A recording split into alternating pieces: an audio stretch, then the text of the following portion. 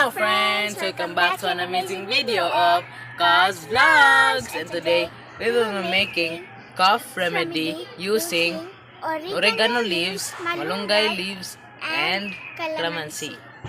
What are we waiting for? Let's get started. So first, let's get some calamansi.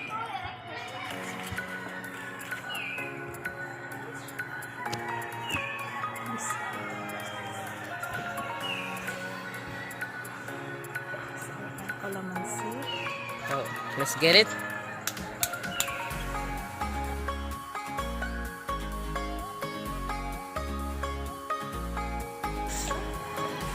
Many calamansi, fresh calamansi.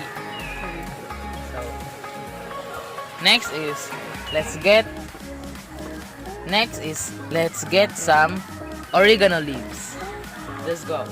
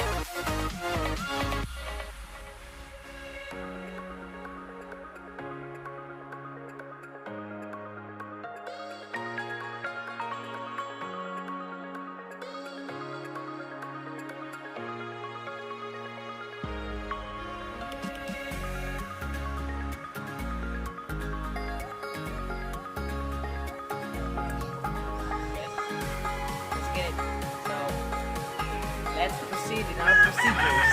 Let's go. So here guys, let's mash the oregano and malunggay leaves or kalabo o kamunggay na dahon. So let's start guys. I hope you'll understand that now. Let's start smashing.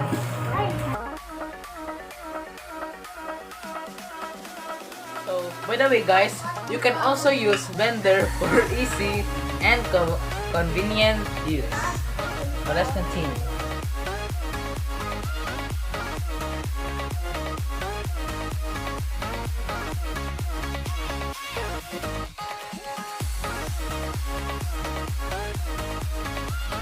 Here guys, our smashed product.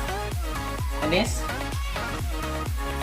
So guys, by the way, you can add more leaves, as many as you want, so the extract will be so many. The more the merrier.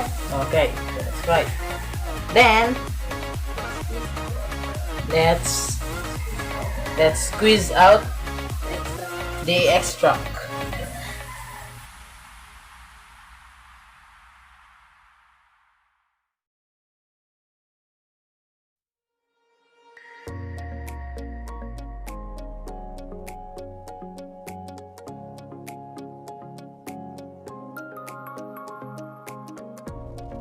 Next guys is let's strain the egg extract and put it in the glass.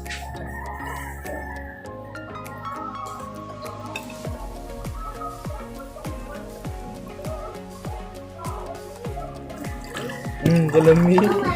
I love you. Guys, what is leftovers? So, this. And lastly, let's squeeze the calamansi to add some taste because this is so bitter.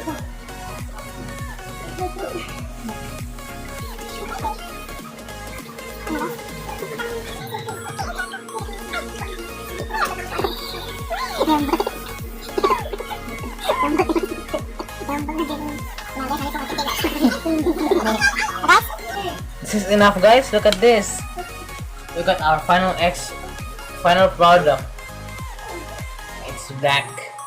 Top, top. It's green. And this, guys. And now, guys, it's time. Let's taste it. Because this is a home remedy. And let's share this.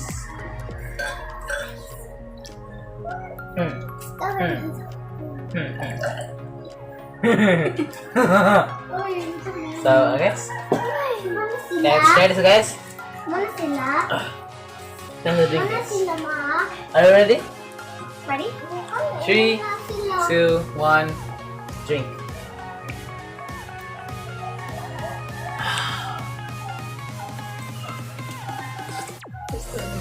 That was legit, guys. Guys, it's a mixture of bitter and sour taste, so it's worth it, guys.